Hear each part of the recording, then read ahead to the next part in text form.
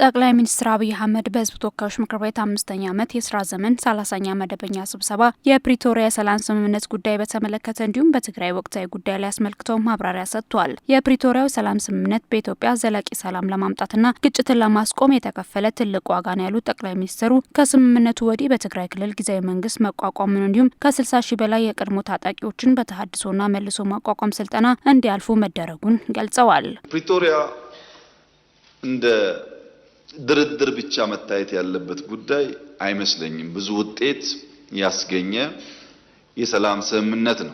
ከሁሉ በላይ አሸናፊና ተሸናፊ እኩል ቁጭ ብለው የተወያዩበት ድርድር ነው። በዚያ ስምምነት ምን ተገኘ ያላችሁ እንደሆነ ቢያንስ በትግራይ ጊዜያዊ መንግስት ማቋቋም ተችሏል። መንግስት ማቋቋም ቀላል ነገር አይደለም።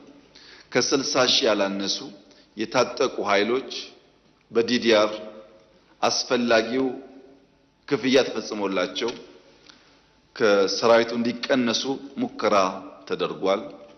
በርከት ያሉ እስረኞች፣ ምርኮኞች ተፈተዋል። በጦርነቱ የማረክናቸውን በርካታ ሰዎች ፈተናል። አንዳንድ ምርኮኞች ናቸው አሁን እዛ ሄደው ዋና ተቆርቋሪ ሆነው የትግራይን ህዝብ እያመሱ ያሉት። አሁን ዛሬ እዛ ሰላም የሚያውቁ ኃይሎች ሚስቶቻቸው፣ ልጆቻቸው ከፊሉ አዲስ አበባ አብዛኛው ውጭ ሀገር እንዳሉ እናውቃለን። በትግራይ ክልል አሁንም የሰላም ማወቅ ጥረቶች መኖራቸውን የጠቆሙት ጠቅላይ ሚኒስትሩ በተለይም በክልሉ ባለው አለመረጋጋት በርካታ የትግራይ ወጣቶች ለሱዳን ጦርነት አፍሰው መሸጣቸውን ጠቅላይ ሚኒስትር አብይ አህመድ ገልጿል። እንዲሁም የትግራይ ህዝብ ባልፈጠረው ችግር ለከፍተኛ የሰላም እጦት መዳረጉንና የችግሩ ገፈት ቀማሽ እየሆነ መሆኑን አብራርተዋል። ከሁሉ የከፋው አሁን በርካታ የትግራይ ልጆች በጉልበት ታፍሰው ሱዳን ላለው ጦርነት ተሽጠዋል። በሱዳን ጦርነት ውስጥ የትግራይ ወጣቶች በማያውቁት ጉዳይ ህይወታቸውን እያጡ ይገኛሉ። ኢትዮጵያ ውስጥ ያለው ጉዳይ አልበቃ ብሎ ጉዳይ ወደ ሱዳን ተሸጋግሯል። በዚህ ሁሉ ውስጥ የትግራይ ህዝብ ተጎጂ ነው። የትግራይ ህዝብ የችግሩ ባለቤት ሳይሆን የችግሩ ገፈት ቀማሽ ነው። የትግራይ ህዝብን ችግር የበለጠ ያባባሰው የውስጥ ቁስል መሆኑ ነው። የማይታይ የውስጥ ቁስል በቀላሉ የማይሽር መሆኑ ነው። በነገራችን ላይ ዛሬ በትግራይ ውስጥ ከሚኖር ትግራዋይ በላይ በሰላም ወጥቶ መግባት የሚችል አፈሳ የማይካሄድበት በደሴ፣ በጎንደር፣ በባህር ዳር፣ በአዲስ አበባ፣ ቢሾፍቱ፣ አዳማ፣ አርባ ምንጭ፣ ሐዋሳ ያለ ትግራዋይ ትግራይ ካለው ሰው በላይ ሰላም አለው። በትግራይ ክልል ዳግም ጦርነት እንዲቀሰቀስ ከፍተኛ ፍላጎት ያላቸው አካላት መኖራቸውን የጠቆሙ ሲሆን ጦርነት አውዳሚና ትርፍ የለሽ በመሆኑ መንግስት አሁንም ለሰላም ለንግግርና ለውይይት ቢሮ ክፍት መሆኑን ተናግሯል። ለትግራይ ህዝብ እውነተኛ መፍትሄ የሚመጣው የህወሓት አመራሮች በወጣቶች ላይ እምነት ጥለው ለተተኪው ትውልድ እድል መስጠት ሲችሉ ብቻ ነው ብለዋል ጠቅላይ ሚኒስትሩ። የሚያስፈልገን ሰላም ነው። የሚያስፈልገን ትብብር ነው። የሚያስፈልገን አብረን መስራት ነው። የሚያጓጉ ነገሮች አሉ። ትግራይ ጦርነት እንዲፈጠር ሰፊ ፍላጎት አለ። እምቢ ያልንበት ምክንያት ትርፍ የለውም ብለን አሁንም ለሰላም በራችን ክፍት ነው።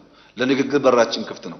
መወያየት የምንፈልገው ሰላም ማምጣት የምንፈልገው በእኛ በኩል ትተን ተጎርተን ለትግራይ ሰላም ከመጣ ፍላጎታችን እሱ ነው። ቲፒኤልኤፍ 50 ዓመት ፖለቲካል ፓርቲ ሆኖ አንጋፋ ፓርቲ ሆኖ ወጣቱን ትውልድ ማመን ካልቻለ ኪሳራ ነው። በፍጹም አትጠብቁ። ድልና ቲፒኤልኤፍ አራምባና ቆቦ ናቸው። እኛ የምንፈልገው ሰላም ነው። ከማንም ቢሆን መነጋገርና ሰላም ልማት ነው የምንፈልገው። ከግጭት አናተርፍም፣ አይጠቅመንም። በተለይ ትግራይ አካባቢ የኛ ትልቁ ምኞት ባህር ዳር የምናየውን፣ ጎንደር የምናየውን፣ ጅማ የምናየውን፣ አርባ ምንጭ የምናየውን የኮሪደር ዴቨሎፕመንት መቀሌ ማየት ነው ምኞታችን እሱ። ከዚህ ውጭ ያለው ጉዳይ አይጠቅመንም፣ አንፈልገውም። ክልሉን ዳግም ወደ ትርምስ ለማስገባት እየጣሩ ያሉ ኃይሎች ከድርጊታቸው እንዲቆጠቡ ያሳሰቡት ጠቅላይ ሚኒስትሩ የኢትዮጵያን ሉዓላዊነትና ዘላቂ ሰላም ለማስፈን መንግስት አስተማማኝ አቅም እንዳለውም አስረድተዋል።